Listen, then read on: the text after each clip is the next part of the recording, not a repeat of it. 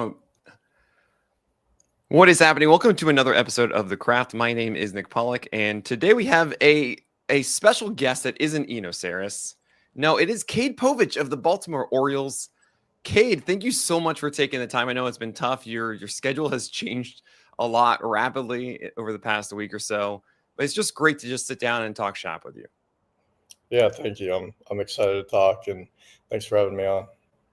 So really all we're going to do here is just kind of talk about Cade's approach, his mentality, and really just talk shop a lot here. And first and foremost, I would love to just hear a little bit about your journey and just how you've changed as a pitcher a bit. That is, what were you throwing in high school? How did that change as you continue to grow from there? Yeah, I mean, in high school, I would say when I was younger, honestly, probably a completely different pitcher in a lot of aspects. Hmm. I mean, freshman and sophomore year, I started on the freshman team my freshman year. Sophomore year, I was on the JV team a little bit. Um, Probably not even getting into the 70s. Growing up, I was more of a throw slow guy, but I could kind of try and put it in places and use that slow speed to get guys to not hit things hard. So, You sound like a high school lefty. Yep. yep, typical high school lefty.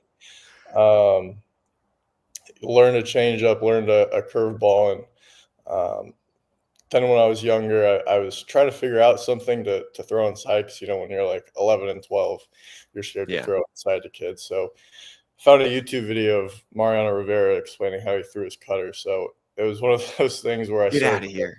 just cutters whenever I wanted to go inside. And I mean, when you're freshman and sophomore in high school, I don't think many kids are seeing a cutter. So I think that was one thing. It was kind of toying with different movements of pitches Hmm. with me throwing so slow. And then junior year, I was, I think, 72, 73. And um, finally really got into, I think that was around the time Driveline was really starting kind of uh, their big upbringing, and as far as like using social media and Right.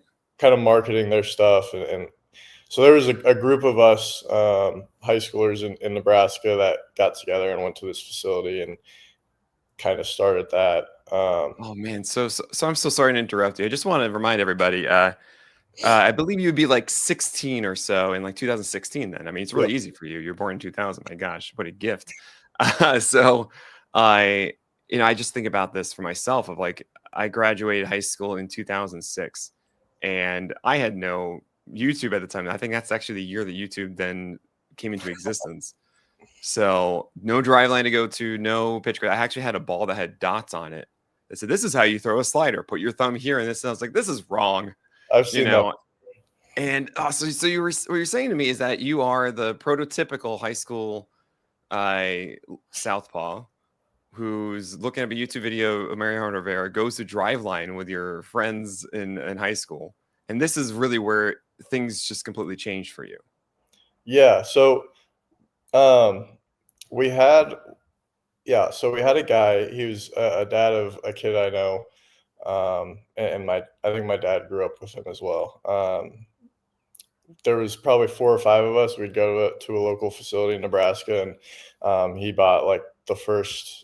I think it was like hacking the kinetic chain, and Hmm. a bunch of plyos, and um, on that they kind of list out kind of an off-season program, and we followed that. And I mean, I think a little bit of it was growing. I still have my ID still. For some reason, says my height and weight from when I was 16, and I was 5'8", 110. So I think growing had a little bit to do with it as well. My senior year, I was probably 6'1", 140 something, but Right. finished the summer, I think, getting up to 86. So definitely a pretty big velo Yeah, jump. definitely. Had a good year. Didn't have a lot of offers necessarily. As a soft tossing lefty, I had a late offer from Creighton, but I had already committed to South Mountain Community College in Hmm. Arizona. So I held on to that commitment, um, which I mean, I think the biggest thing with junior college is It's not like D1 where you have kind of a set amount of hours that you can max out at per week for practice and Right. lifting and stuff, so it's basically I mean, it also was one of those things where our coach was the, athletic director, so he kinda set everything for us. He made sure all our classes were done by 12 so that at 1 we could start practice and Yeah, everything. right. Oh my gosh. So, Amazing. we practiced from, like, 1 to 6, get in the weight room, so that helped a lot. I was finally getting into the upper 80s. I think in Mhm. season, one of my first starts, I think a White Sox scout had me at, like, 88, which for me, a couple years ago, throwing 72, I was pumped about. Of course, yeah. But yeah, then I had a really good year, um, and I was at the College World Series. Mm. Nebraska just got hired a new head coach, so they got a whole new staff. And uh, I got a call from their recruiting coordinator, Coach Harvell, and asked me to come on a visit. And being from Nebraska, it was kind of Yeah, a of no doubt course. decision for me. Uh, but then, COVID happened. And I think that might have been one of the best things for me. I hate to say it Mhm. because obviously No, one of of the course. Yeah, best. there's it's always of that. But right, I mean, I can understand that being that opportunity for you to really jump into the organization and then just have this all this time to focus on that. Yeah. I mean, we had a really good team in 2020, I thought. We didn't start out great, but I the foundation was there. Mhm. But then COVID happened, and I had a facility in Nebraska, and I talked with Coach Bolt, our head coach, um, at Nebraska on kind of what a game plan would be because obviously no season, you don't really know what's gonna happen. Still kinda trying to figure out if summer leagues are gonna happen or not, so we kinda had me throw, I think, every Saturday live to batters. We'd have Mhm. guys come in just to kinda simulate a season. Right.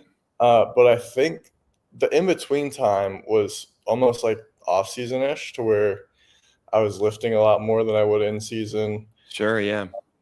Like instead of Wednesdays being just kind of like a light pen to get me ready for a start, Mhm. I was honestly trying to reach So back and see how hard I could throw. well, right. I mean, this is actually something that I've thought about a ton is how the minors works in some ways can actually not be the best method for a lot of players Yeah. because right what you want to do is like cool you want to train as much as you want to make yourself the best version of yourself and sometimes that isn't doing all the things with the team right it's Hmm. going every Saturday throwing as much as you can lifting doing all the things you need just constantly and it's something I've thought about a ton of what is actually the best thing. We even see guys go off into away from the minors, go off to MPB, go to KBO. It's a little different for them there, and it's not as and it's a different cadence, and we've seen massive benefits from that. Yeah. So I can absolutely understand how that regimen for you would be a perfect fit. Yeah. And it's kind of one of those things when you speak about like minor leagues. Like, I think everybody kinda works different, like, I mean, Yeah. some guys need to be in the weight room almost every day, some guys, like I mean, I've heard obviously, he's not a minor leaguer, but I've heard, like, Yamamoto is hardly ever in the weight room, but his Hmm. mobility is through the roof, so Right. I think once you get in the minor leagues, though, you don't wanna try and be a guy that goes off and does his own thing, and so you listen to what they say, and sometimes it's not enough, sometimes it's too much, and, Yeah. that can harm guys sometimes. Absolutely. Did you see some a kind of a change of as you went through the minors, and especially going to the majors, as far as specialized for you of what is best for you to work on specifically? Yeah, I mean, with the Twins, so they when I was with the Twins, they did a really good job of kind of in between, starts. We like on bullpen days especially, we'd really hammer down, like, mechanical stuff, whether that was doing core velo belt stuff, Hmm. 3D strap or some kinda front leg stability thing. They were really good at that, and then, I mean, at the time, too, being my first year, I was probably still 20 pounds lighter than I am now, the goal rather than, because like nowadays a lot of the work is, we're gonna put some weight on the bar, but we're gonna track the speed of it because we want you to move fast. Hmm. Their plan for me was really, hey, like you're pretty thin. I think you can move somewhat fast. We're just gonna try and pile on the weight and see how much you can lift. Sure. And that was probably still the strongest I've ever been. Hmm. And I really saw success with that. Um, so what that kind of taught me, I learned throughout the years that the communication aspect of it is probably the biggest. Like if you're a Yeah. guy that needs to work out more, then say something and uh, try and talk to them, and hopefully your strength coach or whoever in the system is working with Hmm. you on that will cooperate with you. Yeah, definitely. Sometimes there Uh, might be pushback, but um, I feel like nowadays there's a lot of balance that can be found. yeah. Oh, completely. It's oh my gosh. It's what bothers me a lot is I hear um, some organizations at times just have blanket statements. And it cannot be further from the truth of just, no, this guy should be throwing all these strikes over here. This guy should not be throwing these strikes over here. This, it's unbelievable. It's actually my favorite part about baseball is that your goal is to throw this ball into an imaginary box, and every single person has a different way of doing it. Yeah. There really, we try to do comps, but there really isn't a direct comp for everyone, and it's incredible. I want to go back to Nebraska with you and just that COVID season, and really what was working for you at that time, as far as your arsenal goes and your mentality, and what was your attack plan, and then take me from there to the minors. Yeah. So like COVID was really just about throwing everything. Hmm. And then going into Nebraska, like I had been more of I'd throw a four seam, and then I'd have this big slow looping curveball, and I could mix in a changeup. I had a slider. It was funny actually during COVID. Uh, the slider was like my biggest headache for me because I found a grip. I think I was watching a video of Blake Trinan Oh explaining my it. gosh, everyone wants to throw the turbo slider. Yeah. Exactly. Oh my gosh, that thing's ridiculous. I mean, yeah. Are you talking about the hard slider that he would throw, right? Yeah, Or the hard sweeper. I knew yeah, I hard. could Yeah, get right. to I guess 88, but I Hmm. was trying to be like, because my slider kind of wasn't anything great. I threw it um, kind of across the almost like a typical slider you would see back in the day, and then try and Sure. twist it like Yeah, a you'd twist doorknob. that. You'd open up the like ultra supination essentially on release. Yep. Yeah. And I would kind of throw it just whenever. It Hmm. wasn't really a necessary pitch for me, so I was trying to figure out something with that. Ended up just going like two seam grip, and I didn't throw a two seam at the time. Hmm. Ended up going like two seam oriented grip and just like ripping it down the side. Right. So essentially, I mean, it's kind of like the sweeper that they teach in like the New York sweeper, right? Yep. So you have essentially the two seam grip like this, and you're going. I mean, some people go outside the side, but just going straight down like that, essentially, but Yeah, using the yeah. index finger. Yeah. I mean, my thought too on it wasn't even necessarily like getting. I mean, I think it's taught a lot to kind of like karate chop almost, but I, Yeah, I mean that's actually how I threw my curve back in the day, as I was yeah, told to karate chop straight down with my pinky down to my left ankle. right. So that honestly wasn't even like a mindset for me throwing it. It was Hmm. just like I'm just gonna get on the side and Yeah. throw it, just pull down on it. And it was funny because I threw it once in live to a hitter, and I had video of it, and I was like, "This is disgusting." And so I threw on Rapsodo and was throwing it, thinking it was disgusting too, because I was like, "Well, it had to be moving the same." So I took a screenshot of the Rapsodo and sent it to a guy I had worked with pitching wise, like Hmm. throughout high school and a little bit into college. I'm like, I figured out this slider. Like, is this really good? And for some reason, that slider I was throwing in that bullpen was just a straight gyro slider. Like I'm talking, it was almost exactly 0-0 Yeah, was it really? Oh my gosh. spot. And it was funny. He's like, "What are we going for?" I'm like, he's like, "That's pretty good, I think." And then I showed him the video from the live before of Mhm. this thing just sweeping across the zone. He's like, "Okay, that one's pretty good." Yeah, that's not a 0-0, that's a Yeah, but so I was working on that. It was great in lives. I was throwing it to lefties and righties, kind of in addition to the curveball and the changeup and the fastball. And then we get to summer ball. I'm throwing my first bullpen when I get there before um, our season starts, and I'm like, I got this new slider. It's disgusting. I can't wait to rip this thing out the door. Yeah, Just gone. completely, right? I mean, I, you're probably, like, overthinking it coming around it too far or just yeah. changing it with the Um, leaves, right? it got to the point where I'm like trying to do it. I think he was doing kind of the gyro thing again. Mhm. And then another bullpen, I try and throw it again for some reason. I just like I'm gonna pull down on this one, and all of a sudden I just freaking yeet a two seam at the catcher, and I felt so bad. Oh my god. Oh, no. Yeah, Yeah. but then I kind of went back to my original one because I tried throwing it when we came back to school after COVID. I tried going back to it, still just wasn't getting what I wanted. So I kind of went back to the original, kind of just turn it a little bit. Mhm. Hopefully that would work. But yeah, then we get into minor leagues. After the draft, we had kind of a ramp up because that was the first year the draft was at a weird time. Yeah. Um, I don't even remember when it was. It was just like, "Alright, we gotta get this done, guys."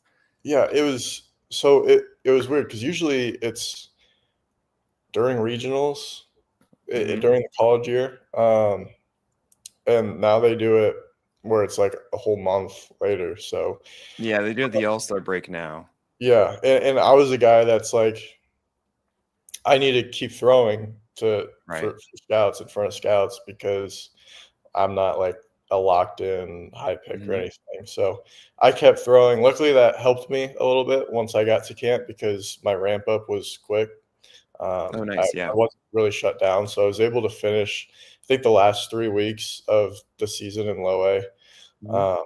But yeah, I get to camp and I know my slider's not good, so I try going to where instead of the two seam, I'm more hooking kind of the horseshoe. Okay. Uh, So you're trying to go kind of underneath instead of at the top?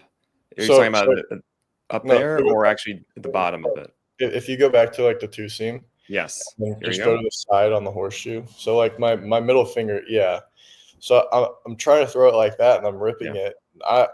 I'm thinking I'm just throwing it the same as I did in college, throwing alive. And I have my next day. I have, I guess, my post live meeting with one of the pitching coordinators, and he's like, "Dude, your slider's pretty good."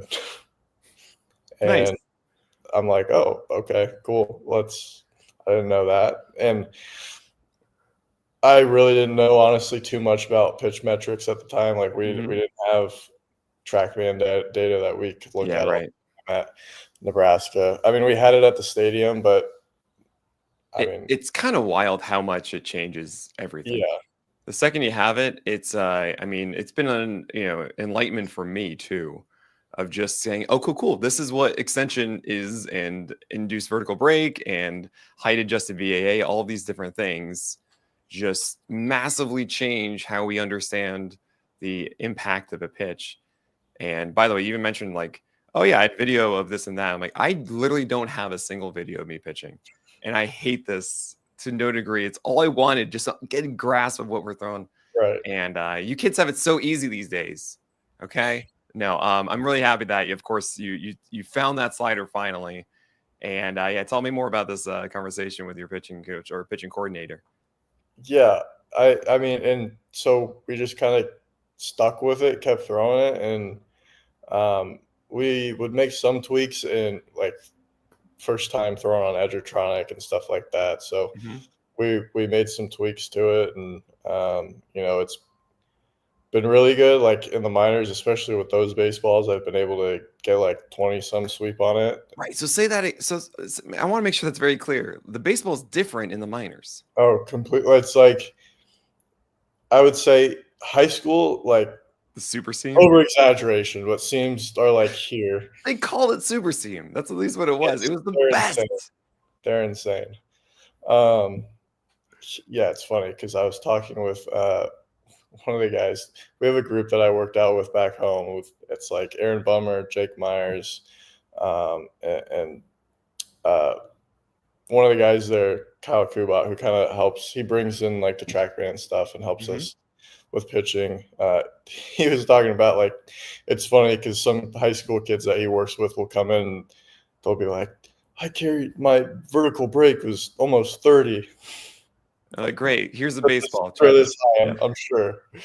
But It's yeah, like it's spider like tack essentially for high schoolers, guys. I mean, I exactly. can't express this enough. There would also be games that I would get a different baseball or so, and I'd be so excited that I wouldn't get like the major league flat seam pitch ball. I would just get this massive thing. My curveball would just be like, "This is the Exactly. easiest thing And, ever." and So sorry. Yeah, continue. yeah, so high school, I'd say like we'll say here, Right. college is like here, and Yeah, it's then like an inch and a half an inch, and then like a couple millimeters or whatever. Yeah. I think honestly the jump from a college ball to a minor league ball isn't that crazy. Hmm. Like I think the biggest jump is the minor league ball to a major league ball. Sure. Oh man, that's so ridiculous. Like, Yeah, cool. just We prepare these guys in this way, and then let's just change it completely. that's honestly the one thing I never understood about the minor leagues. Like Oh my gosh. you're trying to look at projections of guys to Yeah, you're see trying if to train them. yeah, because I mean, how do you develop a guy? How do you develop a pitch with a guy when, oh, okay, we're gonna throw this slider with this grip and we're gonna throw it like this. It's got this movement. But then you put a major league ball in it, like the leather's different, the the seams are completely different. So I mean, like I was saying, I could sweep it to 20 almost, and with a minor league ball, and now it's probably like 8 to 12. Yesterday, I tried to go backdoor to Judge, and Oh yeah, that was. I mean, so usually it goes. You know. usually those backdoor ones for me get like 4 to 8 sweep. That one decided for some reason to have 15, which I don't think I've done all year. So, Right. but I mean, there is. Yeah. I do want to ask then. Really, your MLB debut. I'm just gonna say it's the ball difference, and it's actually kind of funny. I often say, like, guys, every MLB debut, the pitcher you cannot expect them to do well in this. Paul Skeens did a terrible one. We saw Chase Petty yesterday, and we know he's much better than that. But yeah, you had a rough one against Toronto for obvious reasons. I mean, there's just 20 million things. And then in Atlanta, sorry, not in Atlanta, hosting Atlanta in Camden, you had a phenomenal game. And would you say part of that is adjustment to the ball? Is a part of it to jitters? I mean, I'm kind of curious what your thoughts were the second you got that major league ball and how that felt. yeah, I think part of it was jitters. I mean, so we use major league balls in AAA, Okay. so they at least keep that a little consistent. Hmm. I thought it made sense. So when I was with the Twins, I don't remember what that. I never got to double. I wasn't in Double A with them. I was Hmm. in when I got traded. I was in High A for 2 weeks before they called me up to Double A with Baltimore. But um, whatever league it is that the Twins Double A is, I know they, or at least at the time in 22, um, they used major league balls in Double A. So it was at least like, okay, low A and high A are using minor league balls. Like they're obviously further from the big league. So I guess that's a little okay. Double A, you can switch to major league balls because then, I mean, especially nowadays, like plenty of guys get called up from Double A. Oh yeah, all the time. I mean, especially So those that want to avoid the PCL. exactly. So it makes sense. I would say for like if you're not going to have all minor leagues use major league balls, then at least start in Double A. Ours was Triple A. So like when I got called up from Double A to Triple A, there was a little bit of an adjustment period just because like you're throwing one way because you're used to certain pitch metrics, and then you use a different ball, and fastball's not carrying as much, slider's not sweeping as much, so you kind of have to make an adjustment Right. movement wise to that. But I mean, when your movement changes, then obviously your starting point changes, so your Right. command changes a little bit too. But as far as like the debut, I think that was a little bit of jitters for me. That's everyone. How could you not? Yeah, The adrenaline is pumping. It's a different emotion. You're not used to it. Uh, yeah, walk us through that day a bit. yeah. I mean, so it was really cool. I mean, it was crazy going from Scranton to Canada to make my debut, but it was fun. I was able to get a lot of friends and family there. I think in my bullpen, I usually finish with 2 fastballs, and James McCann was catching me. I went to throw my last fastball, just about sailed it 3 feet over his over his head. And I was like, "All right, let me get one more, just get back in the zone, like, calm down." Same thing, said, "Screw it, let's go." Oh Uh, no. Oh no. You got to look, guys. You gotta see the basketball go through the hoop. You know. yeah, yeah, correct. But hey, I ended up doing the same thing, I guess, for my first batter for strike 3, and I guess I can kinda say my first major league strikeout was a little bit swordish, on an elevated heater, but yeah, I think after the first inning, I calmed down a little bit. It was kinda crazy for me. Like, I grew up watching Kershaw, I grew up watching the Dodgers, so, like, Justin Turner was on that Blue Jays Mm, team, and seeing him in the box was kind of incredible for me. That yeah, was kinda like, definitely. I guess, that moment where I was like, "Okay, I'm really, like, thrown in here." Um, but once I kinda got past that, I settled down and tried just pitching. Um, Left my cutter a little over the plate to Vladdy, but then other than that, it was really a lot of, like, just balls that got wet and fell in front of the Yeah, I mean outfield. that's going to happen a ton, and also trying to figure out those adjustments in the game. And between that and the Atlanta start, I mean, what was the focus in that, and how was it different in front of the home crowd in Camden? Yeah, I mean, the home crowd at Camden is unbelievable. We have great fans, and the adjustment really was just kinda getting back to pitching. Like, the Hmm. debut was over. I still had my home debut, but, uh, I had gotten the one out of the way. I'd watched a whole week of, baseball and got to see a lot of great guys on our staff, how they prepare, and, um, that gave me confidence for my preparation going into the next start. I was facing my college teammate in Schwellenbach that day, so, Oh, uh, nice. I didn't realize that. Mr. Crescendo, as we call him, because he's a swelling Bach. Uh, yeah, that's yeah, awesome.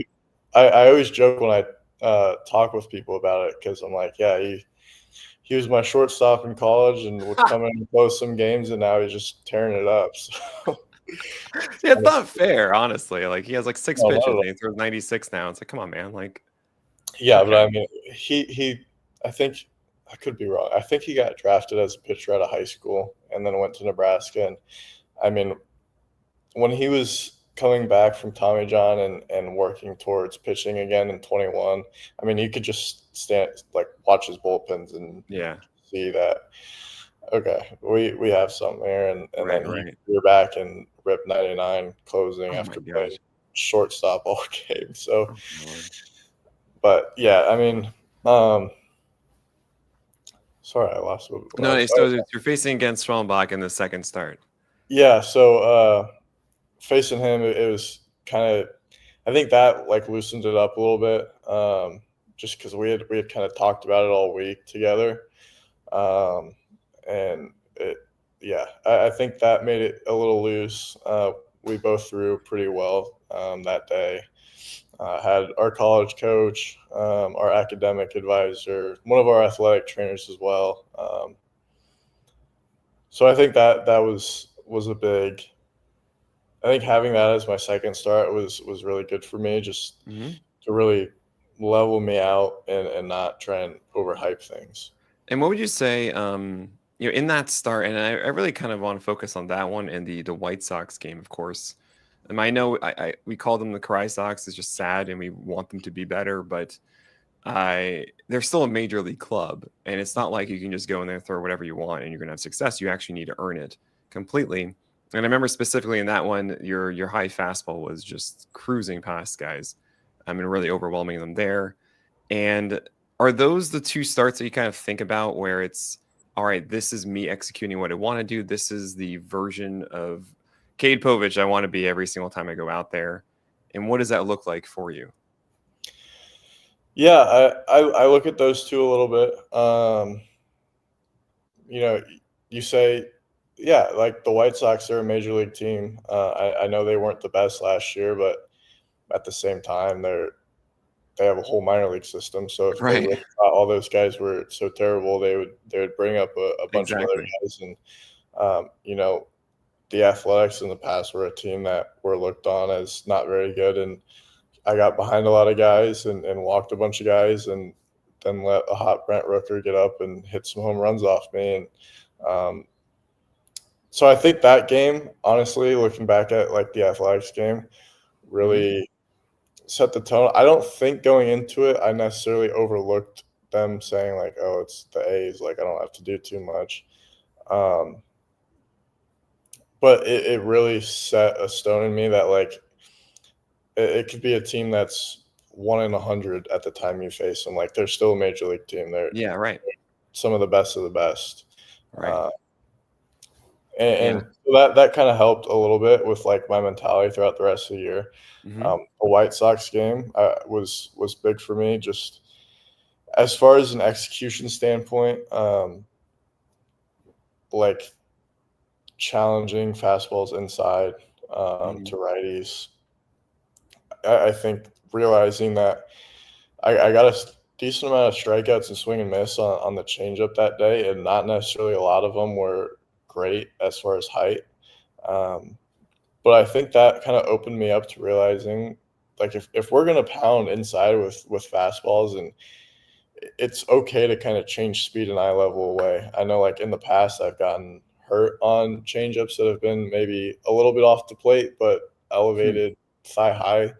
Right. But looking back on it, I'm throwing more fastballs over the middle of the plate, maybe up a little bit, but they're Yep. not as challenging inside. So when you're changing kind of the directions that you're going and moving back off the plate with fastballs in, it's going to be hard for them to go back over to get a changeup off the plate, even if it's a little bit more elevated. Um, so that helped me. I would say what I really look at though for me is like my last two starts of last year.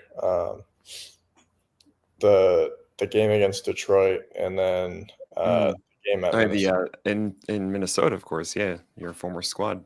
Yep. So those are, I would say, are the two I really look at. It was one of those things where it was one of those things where like I was efficient. I think against Detroit I had 7 strikeouts after 7 just strikeouts, 89 pitches in 5 innings. Yep. yeah. So and the week before I just faced them at their place too. So it was like Yeah, right. 89 pitches in 5 innings almost the exactly exact against same stat line. I think it was maybe one one more. walk in, one walk fewer, one more strikeout in the previous Yeah, one. Yeah. but that's one I look at just because it was like a lot of it, especially that first inning. It's like, here's my fastball and do what you can to it, and then Right. break out a curveball, get weak contact, and Hmm. kind of have a little bit of efficiency to it. And um, then in Minnesota, I mean, started out with the freaking like 12 pitch at bat, which Oh my wasn't gosh, is scary. that right? Is that this one? Oh man. And And yeah. but I reached back and got like 96 in Hmm. that at bat. But yeah, I look at those two, just the aggressiveness, the end zone, um, that I had, and the efficiency I had with my pitches. Now I even look back at um, like this past Washington start will be one I look back at just because of the strike percentage and The way I commanded inside, the way I think I was like 20 for 24, 21 for 24, some on first pitch strikes that game. So Nice. Yeah. understanding for me, like if I'm 0-2-1-2, then I'm gonna have a lot of success, which that's the case for a lot of pitchers, Hmm. I would say. But really attacking the zone is like the key aspect for me, getting ahead early Yeah. and just continuing I to mean, attack. yeah, that was a game where you had 10 out of 25 called strikes on your four seamer against the Nationals. Mhm. And I do want to. I know there's 20 million things I want to talk to, but this is such a fascinating interview, Cade, and I appreciate that you really have taken the time about the process of getting to the majors. A lot of people just skip over it, and you're really saying, no, this is what it's like actually doing this, especially as someone that I appreciate, like you, who's not just like, oh yeah, I threw 95 in high school, so whatever. Like you actually needed to put in the work, you needed Mhm. to develop and change, and to really go through it to be like, okay, I have to make sure I take advantage of all of this and get the most out of what I can do to ensure that I keep going forward. And now that you're here with the Orioles, I kind of want to hear about your arsenal as a whole. And the thing that doesn't get discussed enough, I think, at least publicly with us, is your mentality. And that's on two aspects. One, of what you're trying to do with each of your pitches and kind of how you utilize them. But second is what you're thinking about when you throw it.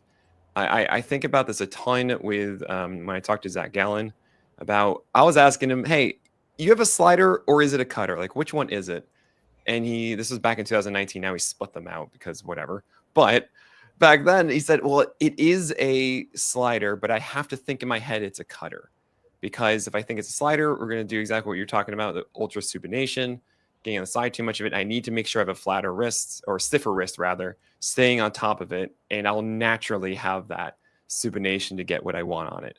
And those are the actual adjustments that I hear all the time from veterans about what you do inside of a start, and also for the next one when you see that the ball is spinning out in this way, or you're not finishing this one.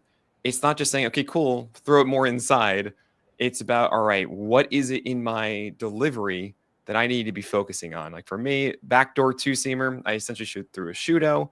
I would essentially throw like a reverse cutter and putting extra pressure on my index finger Mhm. and going out as far as I could. I remember like almost as in like a star glistening in my head the second, like every nerve, every focus is on the tip of my index finger as I try to go out as far as I can to point to the plate, to the glove as I release. Like that's where my entire focus is, and that would make sure that the ball would come back enough to get that like called strike three on a backdoor two seamer sinker, I guess now.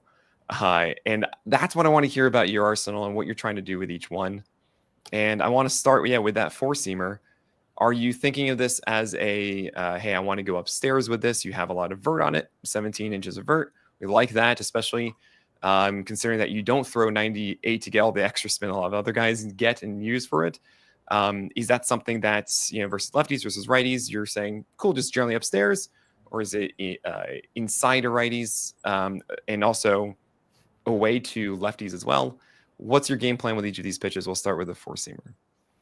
Yeah, I mean, four seam, like you said, really trying to work kind of top of that zone Mhm. with the carry, understanding that that's where it plays, and with kind of my pitch mix being, I would say, more of a north south kind of approach in Mhm. some ways. I know there's the sweeper and the sinker. No, Slider. you can't have that curveball the way you do if you aren't north south. Yeah. Absolutely. So I mean, that working out top is gonna help one. Um, just with the movement play. That's like the location where it plays, and then Mhm. it's going to help the curveball play off of it more.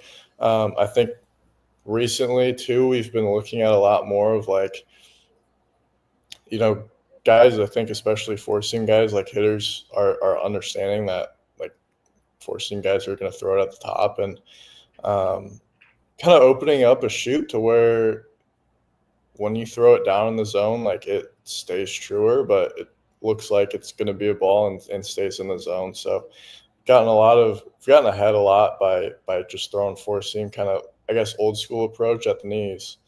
Oh Uh, man, shoot knees. yeah, I mean, growing up for me, it was like obviously we didn't know metrics. We didn't know, hey, throw a four seam at the top of the zone to try and get strike three. So for Right. me in like high school and even when I was younger, it was like, okay, we're gonna throw everything at the knees or below. Like if we're gonna miss down in the zone, not up in the zone. Um, Right. so Yeah. like that was my approach. Obviously, it's completely different now. Kind of And just when you're making an adjustment on a four seamer, what are you telling yourself? I'm just thinking like to feel it out in front. Honestly, I Yeah. think sometimes I can feel like I'm getting to one side or the other. Hmm.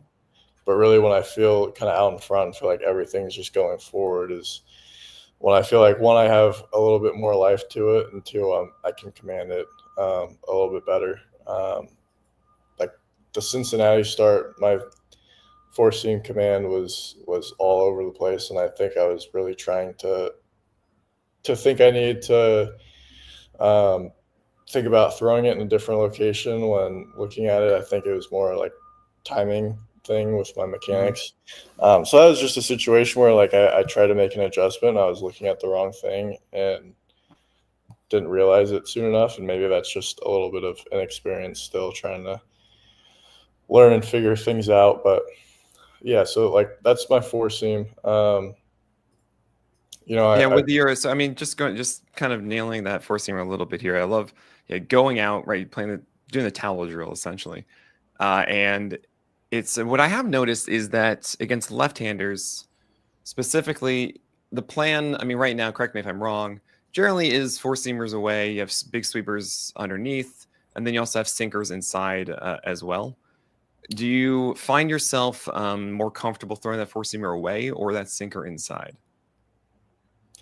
Really, it kind of just depends. I Hmm. think for lefties, like their kind of area, I would say, or power area is that down and in. Yeah.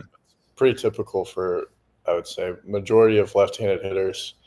So kind of working the four seam away and up. Um, it's more so not necessarily like comfortability throwing it there. I mean, I can throw it up and into a lefty if needed to. Um, but just the way I think the four seam plays up in a way to where the two seam I can kind of work either side, and then the sweeper can play off of either two depending on the count. Like Right. we can set it up away or start it inside. Hmm. Um, it's just kind of the way everything works out, I would say. Um, like Yeah, the reason I mention it is I mean you have had success this year with that four seamer away, and I see that a lot of just hey cool, I'm going to stay away from lefties and then have my sweeper underneath. I'm a giant fan of being able to throw sinkers, same-handed batters inside. I think it's someone that threw sinkers growing up, and then I got really into it, and then everyone was doing it, and then sinker pulled back because we realized, oh my gosh, mistake sinkers are like the easiest pitches to hit. So let's not do that. Let's understand how high heaters are still really good. And now it's making this resurgence of that people are realizing, oh right, horizontal movement coming into the batter is always a good thing yeah, when it's in and off the plate.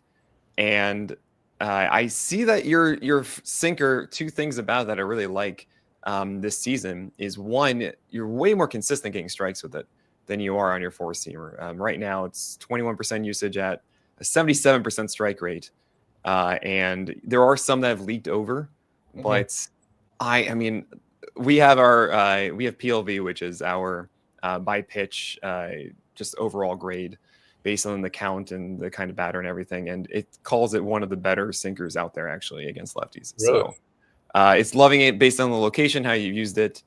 I know you've gotten burned, I think, a couple times with it.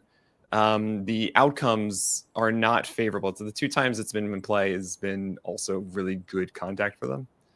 But I'm a fan of you going with that instead of the four seamer that has been a little more erratic. And I'm kind of curious if there's a reason or there's a certain game that really caused that four seamer to have such a low strike rate of 53%. yeah. I mean, so I would say looking back on the two seam real quick, I would Yeah. say I would is does that show? Is that strictly left-handers? Because I'm trying to Yes. think what the two results would have been. The two results. Oh, I could probably find that for you in some time, but yeah, keep going here. I'll But outline it for you. yeah, so the two seam last year was because I didn't throw one. I threw one when I was younger. Haven't thrown one in the minors. I would joke playing catch sometime, like last year in AAA. I would joke about throwing it, playing catch, and I swear when Hmm. I would throw it in catch play, it was straighter than my fastball. So I was like, yeah, I guess I'm just never gonna throw this. Um, then after I debut, I think I'm sitting there for a couple of weeks and just seeing everybody throw sinkers and to same-handed batters and just have great success with it. I mean, Burns is throwing this cutter, and then when he faces righty, he's just letting the sinker rip. Yeah. Bradish kind of has this like cut carry four seam, and then Yeah, I want him so badly just to throw that thing more inside and to pull back on its usage because it can be so easy to hit at times. And I'm like, no, you have like this beautiful nullifier for lefties. Just like, please lean into that uh, completely. Yeah. yeah, but then he's throwing this sinker to righties that like if you look at movement wise like isn't off the charts, but because of the separation he gets between Right. his four seam and his two seam, it's just and it's also Absolutely. ripping it at 98, so it's devastating. So I'm like, let me just try to see what I could do. Let me just throw it in a bullpen, see how it is. And for some reason, when I got off the mound, it was pretty good. And then I think the game against Cleveland was the first time I threw it. And like the first time I really saw it was I think I was facing Fry, and I think I started him with a cutter up and in that he swung and missed at. Then I threw him a two seam that kind of started middle. And Mhm. last year, the two seam was kind of, there weren't a lot of expectations on it. I Right. was really just trying to rip it and let it move. Wasn't really too focused on like overly commanding it. But like I let this one rip from Fry, and I looked back and had 20 inches of horizontal movement, and I was Oh like, my oh, gosh. yeah. And then we threw a slider off that, and it's like I'm throwing east west now. All of a sudden, like they're seeing a pitch they haven't seen, and then it got to the point where we were slowly building the command, I guess, a little bit with the two seam. Uh, Mhm. to left. So I started throwing it more to lefties. Obviously, it was one of those things where, like, I laugh at the amount of times last year I'd get a lefty 0-2-1-2, and Rutch would literally set up like in the start of the right-handers batter's box, and it's just like two seam outside, and I would look to throw it there and just let it run back and get kind of a backdoor looking with that. So Nice. I think when we talk about kind of the sinker usage to lefties, like yesterday, um, the strike percentage I think is high because I mean the amount of balls that were fouled off or missed yesterday on Right. sinkers to lefties were probably not in the zone. Like Mhm. the in zone rate probably Yeah. wasn't that great, but That's fine with me. That's yeah, actually, I would back in the day when I didn't have all this wonderful stuff, I would just judge sinkers based on O swing. I yeah, would just like, are you getting, are you like Zach Wheeler where you have 50% O swing on sinkers, which is just absurd. But if you're above 30%, that means you're generally doing it the right way with it. And mhm, right now, as far as your sinker is to lefties, what I see is a 56% O swing at the moment, which is just incredibly encouraging. I mean, obviously, it's because you are throwing it right on that border of inside edge and then just off of it. It's how you got James Wood to fly out. mhm. That was one of the hard hits, and then one was a sac fly to Vinny Pasquantino, which was in that nitro zone, down and in a little bit. You Yeah, probably wanted it more either up or wasn't the inside. best day for Yeah, me overall either. yeah, Limiting contact, yeah, um, absolutely. but yeah, like throwing that two seam for me to lefties is like if I'm gonna be up with it, make sure it starts kind of more middle and runs Yeah. it to where it's either inside or even off. Hmm. And then like working away with it too has been nice. Just because it can run back and get some looking strikes, Sure. whether that's early or behind. But Yeah. it causes for like mix. So with the fastballs, Yeah. so like the two I look back, I guess one I look back on, and then one instance yesterday is uh, like when I was facing Devers in my first start. I think Hmm. his last at bat, um, it was I want to say 2-1. We went four seam, try to go down and away, barely off. 2-2, try to go or 1-2, try to go down and off.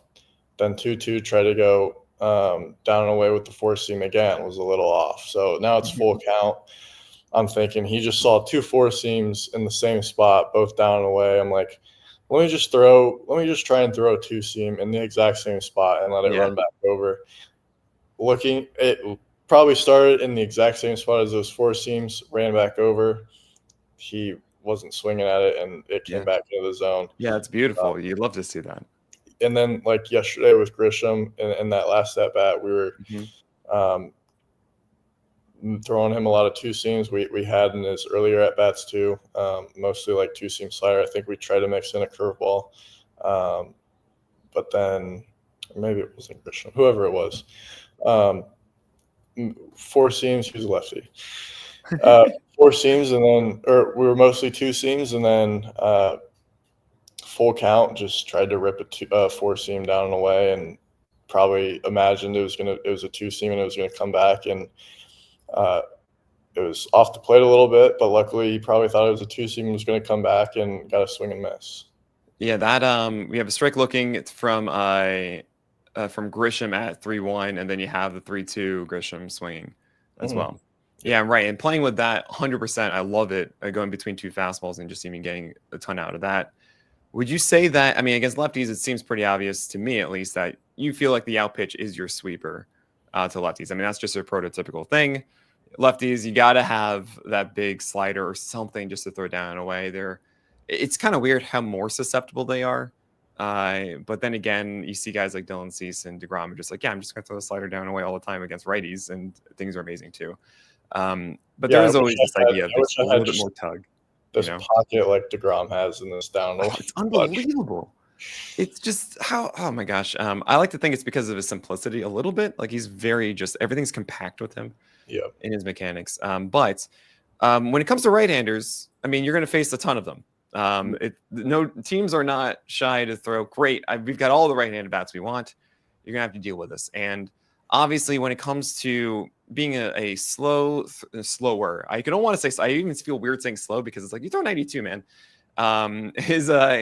Is even, I mean, you push it up to 94 and 96 even at times. So, I but as a lefty in the league, it has become a change-up league. It has become a thing as a lefty. It's hard to see sustained success as a lefty unless you throw really hard or you just have like a Robbie Ray slider, essentially, that you are just completely confident throwing down and into to the back foot of right-handers. And something I've been really curious about with your development is you have a curveball that is actually pretty great at times against right-handers. You can plop that in for called strikes. You go underneath bats. We've seen Fried have success with that. We've seen Kershaw have success with that in the past from left side. Barry Zito, of course, way back in the day. But the changeup to me is always is the one that I feel is the biggest leap you can take moving forward with it. And I wanted to hear a little bit more about how you use that pitch and really what your out pitch is against right-handers at the moment. Yeah, I mean the changeup has been kind of a developing thing for me. Like when we talked about last year, with like the White Sox start, like towards the end of the year, it was weird. It was one of those things where like if I threw it in a pocket, kind of down and away to a righty, it was phenomenal. But if it was anywhere but that, it was getting hit hard. Mm-hmm. Like I think I threw one to Altuve, probably 2 inches off the plate, and he somehow still took it the other way. Even in the Minnesota start, I think the two hits I gave up were doubles off the changeup, and it wasn't in a down away pocket. So it was kind of one of those things, like, if it wasn't located exactly where I wanted to, it wasn't getting good results whatsoever. Yeah. Uh, so we went into the off season kind of looking at something that could switch it up a little bit. And that's where I kind of started tweaking with a kick change, um, which I've gotten interesting movements. Well, right. So I was gonna think that it was a kick change because you added 2 inches of drop to it and completely reduced its lateral movement. I mean, we're talking 6 inches almost Yeah, of more of kind of looking like a gyro change up relative to what you had before. And yeah, the kick change. Everybody, Sarah said this amazing article talking about the origins of it. Everyone, I'm sure every person was whispering this in your ear. Um, I don't know if you have a baseball with you close by, but when it comes to a kick change, it's kind of like how I felt with knuckle curves a bit. Of I could never throw a knuckle curve; it always just bothered me immensely, and I just hated the idea of pulling back my index finger in any way because like the index finger is everything. That's like everything goes through that, and I don't want to use that. Get out of here! Stop that. And when you're throwing your kick change, are you essentially throwing it like, I mean, this one is obviously not your index finger if you're doing like a circle, but are mhm. you doing like a four seamer grip and then pulling back? Are you doing, walk us through how you're using yours? Are you flicking out like Hayden Birdsong, or are you just kind of holding it back like Jack Leiter? Yeah. So there's been, oh man, there's been so much different development. Right? I've started throwing it. So originally, I was throwing it like trying to throw it this off season. Um, I found a picture of how kind of Birdsong throws his, where it's a big spike and Yep. one finger's kind of outside. So it's like two seam oriented. I think his one finger is outside of the seam and one's inside of the two seams. And Hmm. um, so I was throwing that playing catch, and it was honestly like more of like it was kind of just fading. So there wasn't like great action to it. Wasn't throwing it off the mound. So, some pitches can have a little bit different shape once you ramp up the intensity and are throwing it off a slope. But that was one of those things where just throwing it, like I could tell it wasn't very good. And like I would try and throw a short box in this like tunnel at this facility, and Okay. almost I'd have so many almost just hitting the net on the left side because I'd go to Yeah, throw it, right. shoot straight out. And like kind of like Joe Kelly breaking a window, if you remember Exactly. that video. Um, but then I switched to both being inside of the two seams, and then I went really deep into my palm, Yeah, so I mean that's really a deep almost. like almost like a palm ball, like a traditional one. And the old adage, of course, when it comes to reducing spin and actually and slowing the ball down and getting more drop in general, is the further back into your fingers, the more of the bottom of your finger you get, the slower it's going to be, the more you reduce everything of the ball as it comes out of your fingers. It's Mhm. why, like four seamers, I was always taught that you want just as little of the ball as possible touching your fingers when you release it.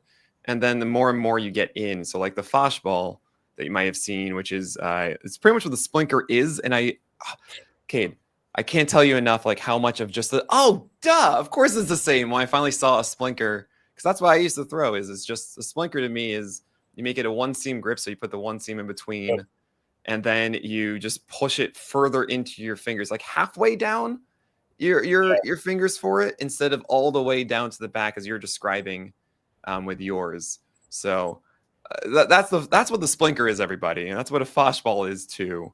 It's a Yeah, fun one if you ever want to experiment with that. that exact grip that you just showed was what I used to throw. Ha! I experimented with it in the year before COVID at Nebraska, and Mm-hmm. I think the last one I ever threw was because I was throwing like 88 to 90 my sophomore year, Yeah.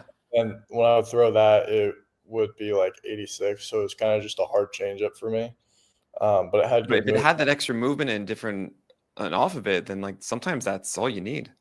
Yeah, and then I threw one to Torkelson, and at Arizona State, and he hit one like 420 feet the And that opposite was it. way. You're And like, I I'm was done. like, all right, yeah, I'm not throwing. Well, I mean, that's one of the interesting things too. Is I forget about this. I mean, sometimes you guys have the right mentality. You have the exact thing. You should be doing this.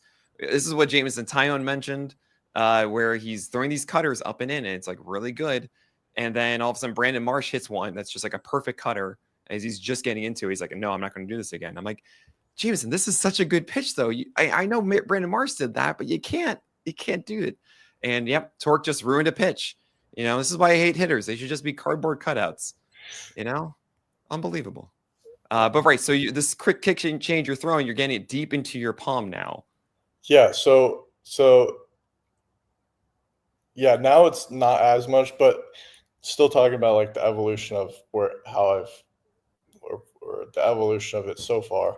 Yeah, so in the off season, I switched to like really deep in my palm, big spike. Like I had to preset it because there was no way I was like going just neutral grip and then getting it in my glove without tipping it. Right. So I was throwing it, was seeing some. It was if I threw it in the zone, if it got to the plate, it was really good.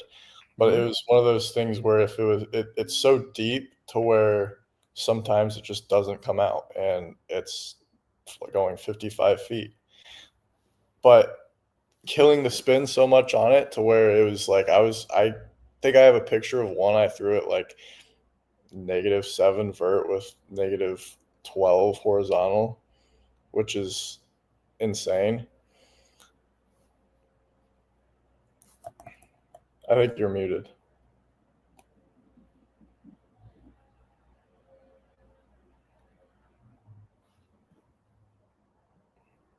Okay, here we go. There we go. Whew. Just as a frame of reference, everyone, when it comes to -7 vert, we're talking about your four seamer at 17 inches of vert, and a lot of changeups off of that. We want like 8 to 10 inches drop of that from there. So we've actually seen from Povich's kick change this year something around like 4 vert as opposed to like the 6 of last year, and -7 is unreal. I mean, that's an ideal slider essentially. Yeah. Yeah, I mean, I was throwing some that were almost like a righty curveball in some senses. Oh man, it's a screwball is what that technically is, but that's all walk like an Egyptian is what I say is how you're supposed to throw that. Is you have to go reverse curve essentially the normal way. But yeah, that's an ultras pronation then to get that going. Yeah, well, so it's weird because like a lot of most of the kick change like variations are um, kind of like supinated oriented. So Mhm.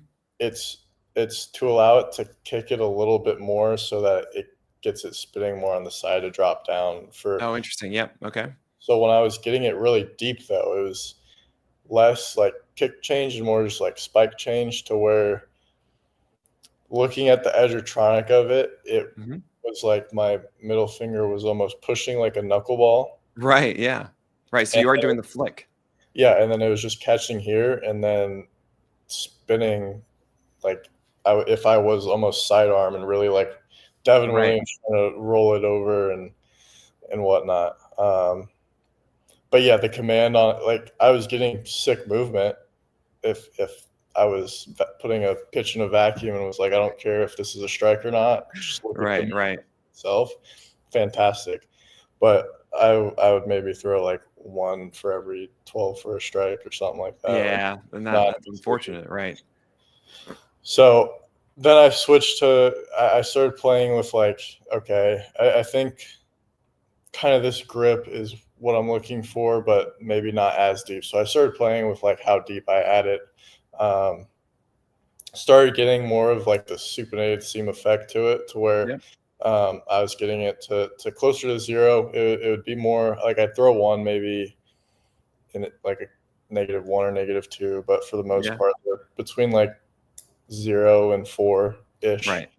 Um, and it was also like last year, my changeup towards the end of the year was getting increasingly closer to 90 miles per hour. I don't know what was going on, but I just, for some reason, started throwing it harder and harder to where it was more just like a slowed down sinker, which Hmm. didn't really help. Yeah. But now throwing this, I don't whether it's the kick or whatever it is, has slowed it down a bit too. So there's more of a velo adjustment, which I think has helped a lot. But throwing it like that, so then going to more looser in the hand, I was seeing a lot better command with it. Um, I was able to throw it in the zone a lot more. I was able to kind of throw it down if I was two strikes and needed like a swing and miss Yeah. or straight contact. Um, but the movement consistency wasn't necessarily there. I remember throwing it in Dunedin in spring training. I think I threw a really good one to Bichette. Hmm. Like he was first batter of my start. I threw a fastball, whatever the sequence was, threw a really good one to him that he started to swing at and couldn't hold back, and it just dropped off. And then later in that at bat, I tried to throw another one, and it was like he swung and missed at it. Thankfully, it was like 22-5. So it was an extreme carry cutter out of Yeah. nowhere. Right. Right. So there will be one of those every now and then, Yeah. and where it just doesn't catch right. So that was me being up on the two seam, and um, this last week, just because like the inconsistency with the movement. I mean, Hmm. it's hard as far as strike throwing. It's obviously gotten a lot of swing and miss. Like if we talk about swing and miss pitch so far, I think it's really been my changeup to righties when it's moving right.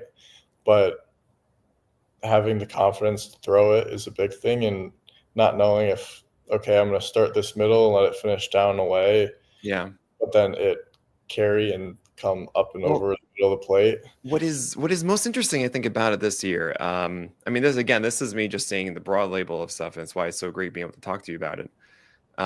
Is as a whole, it's a sub 50% strike rate, which you never want to see, with a 15 to 16% swing strike rate. This is all against lefties, the changeup this year.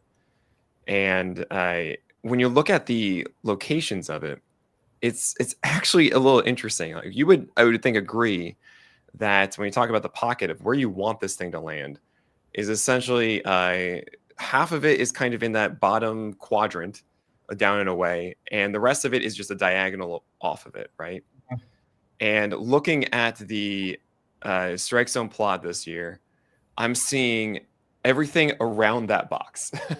Like that is away. If it's away and off the plate, it's above that, so it's thigh high or up, so middle lock or high lock, high location. And then if it's down enough, it's then middle or inside to righties. So the angle and what I really get from that is actually a lot of what you're talking about. Of like I'm either getting this cut or I'm getting too much over here, Yeah, and both of those things are hurting it, where it's not you're not really following the angle that you want coming down this way. It's more of up here and not there, if that makes sense, right? It's almost like the initial starting point needs to come down, and then the entire diagonal will follow with it. right. Yeah, no, I agree. So like yeah, this last week, so I had said I it was more of like that two seam grip. Hmm.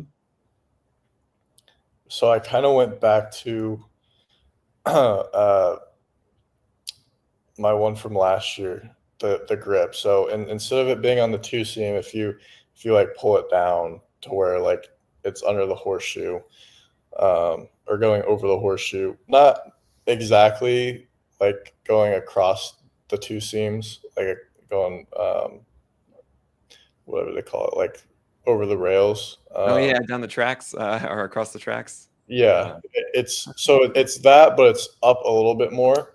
Uh-huh. Um, and then I still do the spike a little bit. So like my thought process the last week was like, okay, I keep getting like this weird movement on it.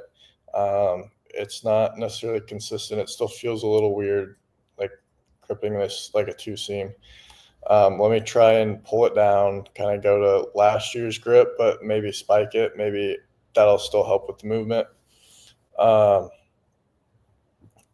in my bullpen, it was great. Like I had one that was 1-18, fantastic. And so I was like, okay, yeah, we're gonna go with this.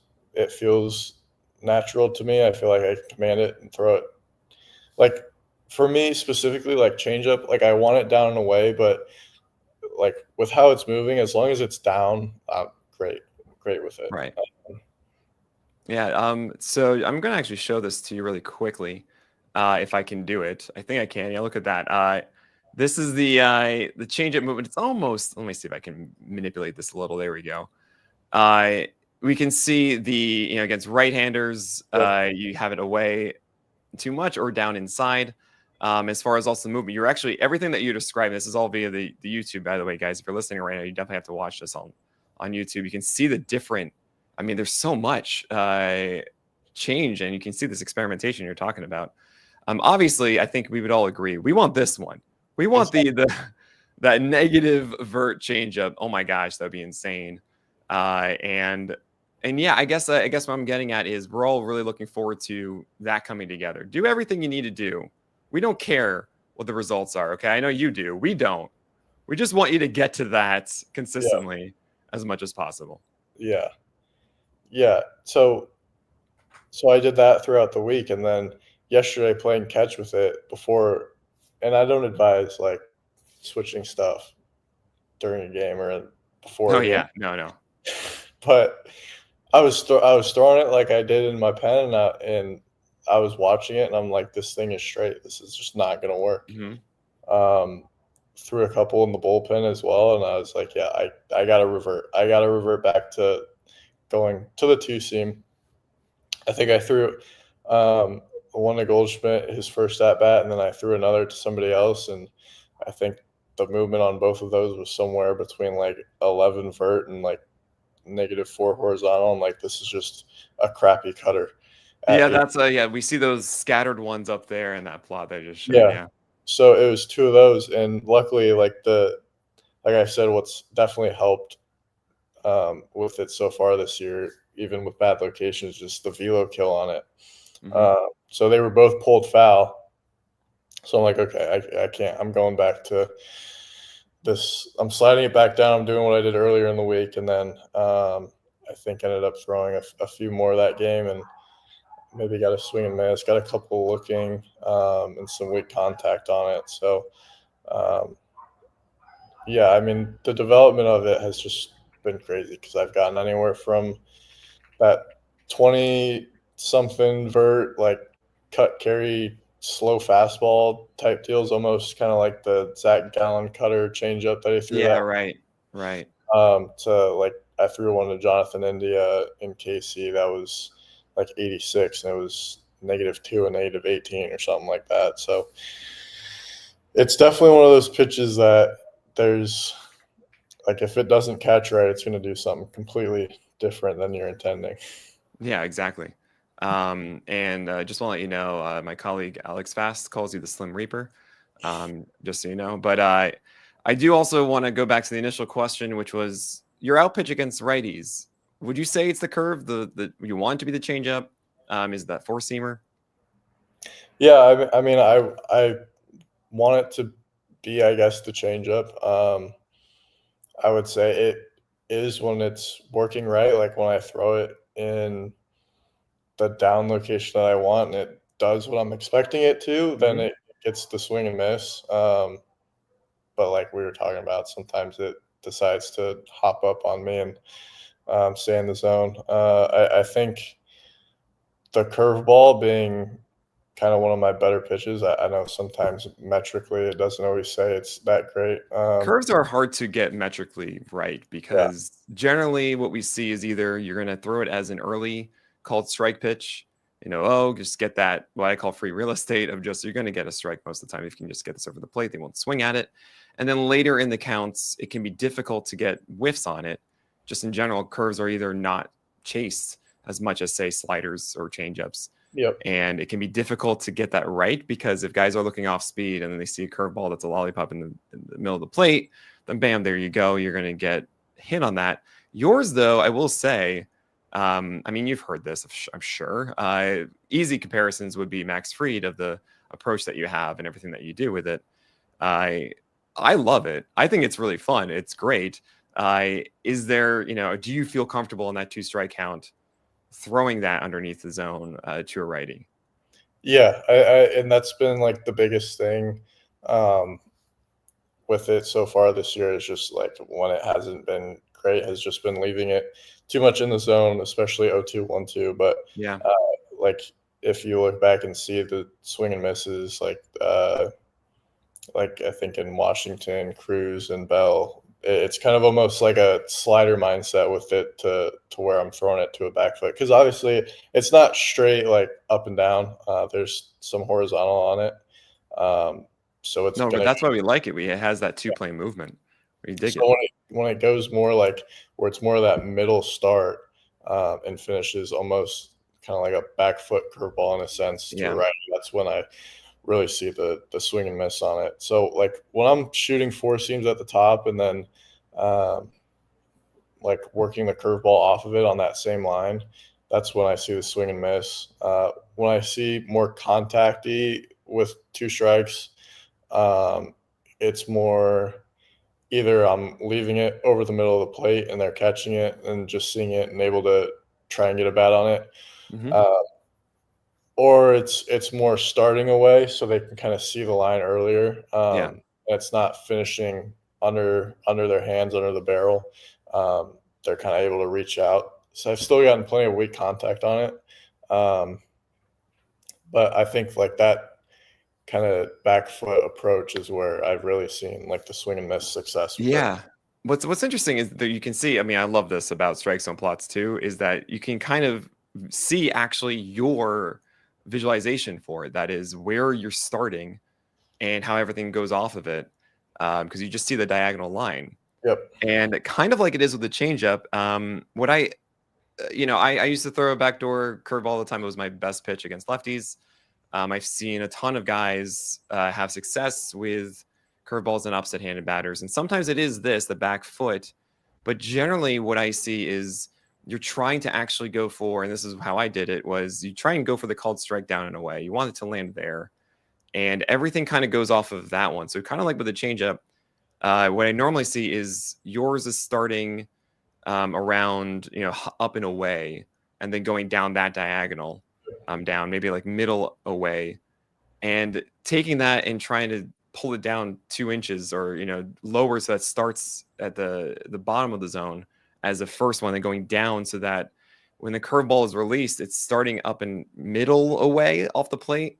Let's just say up and away, coming down through the zone at that bottom down and away quadrant, and then ending kind of middle down, because the safety of that, the reason like I've seen people do that before is if you miss, it's not middle, it's not in the nitro zone. Even if you miss down and in the zone, obviously guys that are beat can still just drop the bat and be like, I'm not going to use my force anymore, I'm just going to drop it and I can probably make contact with this. And it can be also less terrifying to throw as a pitcher. Like it's such a small margin if you're down in it, it's like, oh god, I don't want to hit them, I don't want it to be in this nitro zone. While that approach of the back foot or the down and away glove, and then also going underneath it, you will still get a fair number of whiffs Mhm. because it will go through the zone. Yeah. While you also get a cold strike in a spot that you want. And I can't not mention the similarity of that, like with the changeup and the curve. And I'm wondering if if you have experimented with the starting points for each of these pitches and just kind of trying to stay low as much as you can with them, or just really that down and away spot. Yeah, the biggest like if we look at last year, like talking about, um, I mean, I said I look back on those last two starts, and then really Hmm. like kind of the whole last month for me.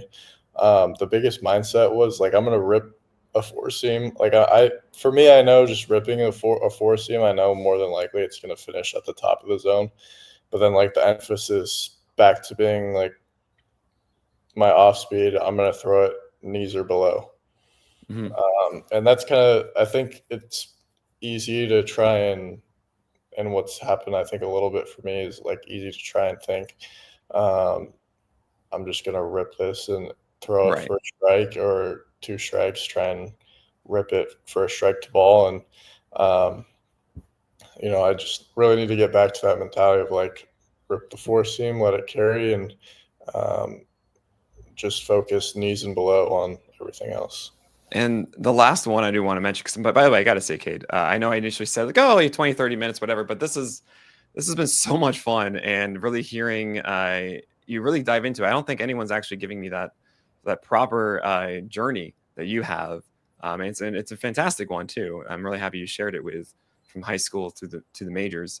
But this has been too much fun for me. I don't want to take all of your time because this is Oh, you're good. incredible. But the last question I do really want to have here is just the cutter, because that cutter last year I thought was a really good weapon for you. It had a high strike rate for you. Yes, it had some mistakes on it to righties, but what we typically do see for left-handers is that cutter showing up as a way to prevent batters from cheating too much away on any changeups or off-speed slow. And also, when you're not throwing 95, 96, even though the four seamer can get whiffs upstairs, having that extra bit of hesitation that yes, this is hard, but it's not that four seamer, can work wonders. And I'm kind of curious why this year we've seen it just completely get shelved against right-handers and just in general. Yeah, so it's very tough for me. Last year, we kind of the reason I like went away from it was one because it felt like I would try and I wasn't really putting an emphasis on trying to get it inside to righties. Like we would say inside, but I think I was like more focused on okay, I need to start it here to try and get it inside, but I need it to stay a strike.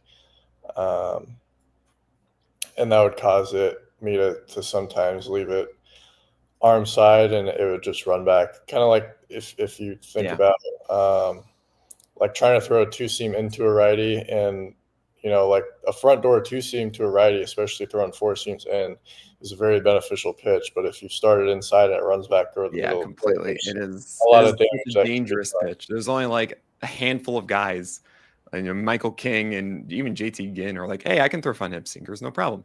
It's fine. Uh-huh. It's like, what? You can't do that. It's insane. So it's like one of those things where I wasn't putting enough emphasis on inside to righties. Hmm. So when I would leave it kind of arm side, it would just come back over the middle of the plate and it was getting pounded. It was good. Like it was a good reset pitch for me. Like if my command was out of whack, it was like one of those Mm, pitches I felt like I could yeah. come back over the zone with it for a strike. Um, but then I got sent down and I looked at kind of like what pitches were working and what weren't. And my cutter was one that um, was getting the most damage on it at the time in the Yeah. big leagues. And so we're like, okay, we're going to scratch that. And it's the reason why I say it's like so difficult for me right now is because it seemed like once I scratched that, like my command got a lot better, which Mm, was kind of the focus on scratching a pitch really was like, okay, my command's kind of right now.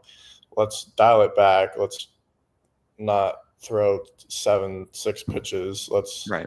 try and dial it back and just focus on filling up the zone early and attacking and throwing Makes strikes. sense. Yeah. So we did that, and like the thing I go back because I've thought about like throwing it again. Like I've thrown it and playing catch, joking around. It's still good, but it's like whether it be because I stopped throwing the cutter, or it just happens to be like the timing of it. Like I got Hmm. used to throwing major league balls, or I found something that works for me. It was like my command went up at the time. Like my velocity went up, which like after a couple of starts, it started to go up. But that can also be like time of the year, just feeling consistency. Because like right now, it's back to I would say what it was when I was throwing the cutter. So whether that actually correlates or not, but my vert was up on my four seam, um, and then like I just saw better results, I guess Yeah. overall. No, there's no reason to necessarily go with it. I totally understand. So Uh, it's like yeah, one of those things, like, I don't is it because I stopped throwing the cutter, or is right. it because, just, like, it was just the timing Yeah. of it. And you were saying that you try to throw Marianos.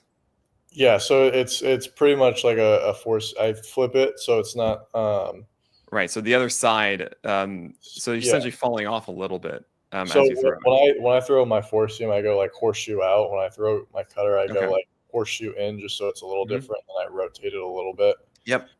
And then just think, like, I literally probably only use my middle finger, like, I put complete pressure on that and just throw it like Hmm. a fastball. That's why I'm able to throw it close to my fastball velocity. Uh, Gotcha. but yeah, like, it's tough because it's Yeah. like I mean, it's one of those pitches that when it goes away, you're like, okay, I don't want to focus so much on this. It's something that you throw. Like you could do, I don't know, 2 outs in the third inning, 0-0 to a righty. Just be like, all right, let's just see if I have this. yeah. You throw one of them there and you go, fine, don't like it. Let's just not do that today or whatever and move on. And like you can experiment at these moments where it's like the low risk moment to try it. But what is interesting is that you're mentioning your mentality with it. And it doesn't sound like it's start it kind of middle in and hope for it to go edge of the plate and inside from there. It sounds like more of just outside as a backdoor offering. I mean, we would sometimes try and go backdoor as, like, that being the emphasis. For the most Mhm. part, though, like, if I was throwing it to a righty, it was to get inside, Yeah. and sometimes I would just leave it out over the plate, and Yeah. that Fair was enough. me trying to, I guess, focus more on, trying to be in the zone rather than, um, like, I would say, like, my sinker mentality of lefties is, like, I'm gonna let it rip, and if it comes inside, like, they're probably I want going it to inside. at it. Let it live there. So it's Oh, like that's where it should be. That's where it should be inside and like not even on the plate because guys will exactly. swing at that every time because they think it's just a four seamer and they'll just cool. This is easy baseball. Yeah, and they're like, I always continue to think about it and go back to it on, like, oh, maybe I could bring it back, and maybe it was just Yeah. more the reason the damage was there was just because the usage on it was so high, and maybe if we, like, lower the usage to where it's a very low usage pitch, but it makes its appearance in certain situations. Like, Hmm.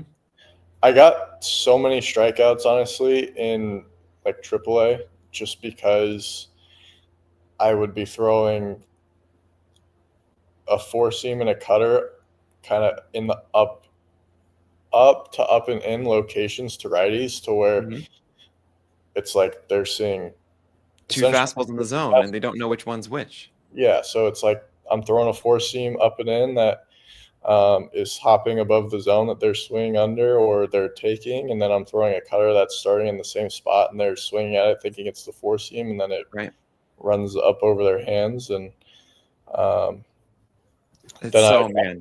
even go kind of um, like, obviously, I grew up watching Kershaw. I was like, I could, I sometimes I would miss down with it, and it'd be almost like a Kershaw, I guess, crochet type cutter to where it's like 90-mile-per-hour cutter to the back foot that are getting swings Right. and misses under the barrel. So it's one of those things, like, I think about a lot too, because I think it also elevates my four seam a lot, Hmm.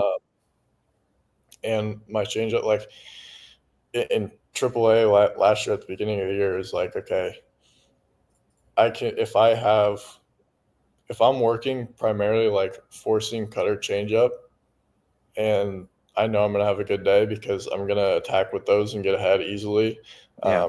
because the timing and then the movement on them, they're gonna be all over the place, and I'm just gonna Yeah. throw on a curveball and they're gonna be all out of whack. And Yeah. Completely like, what? You're not supposed to throw this. Yeah. exactly.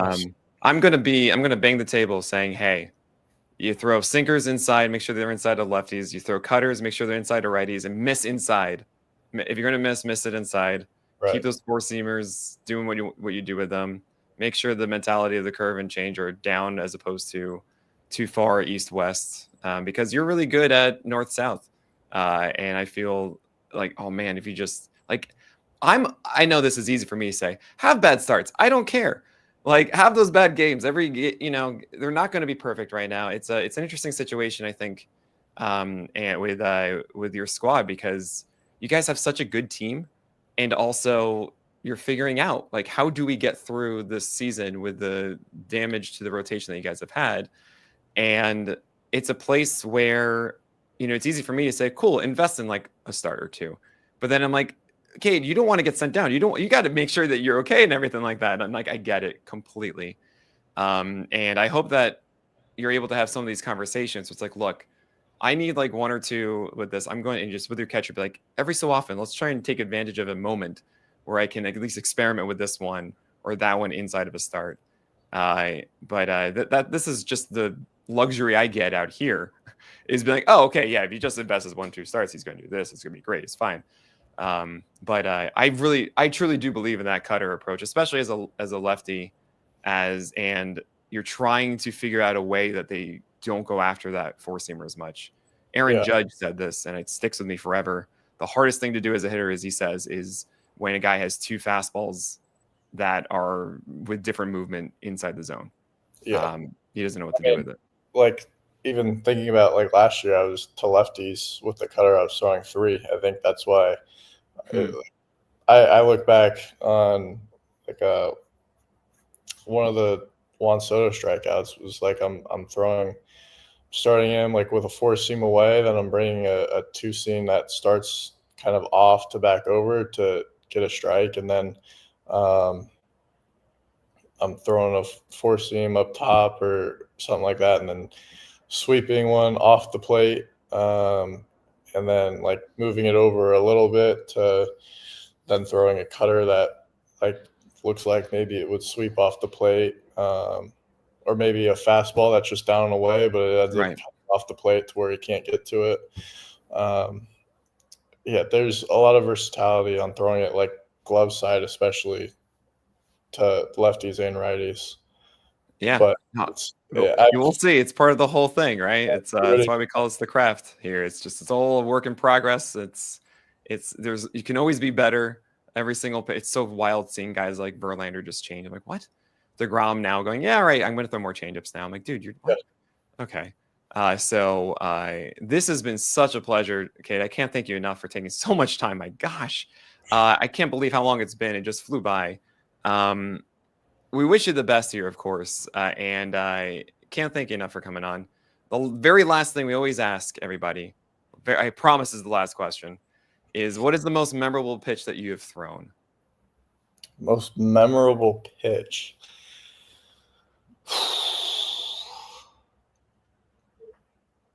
I don't know. That's a good one. I might have to think. Probably, I mean, like last year's at the time, striking out Juan Soto was really cool. Yeah, what was it?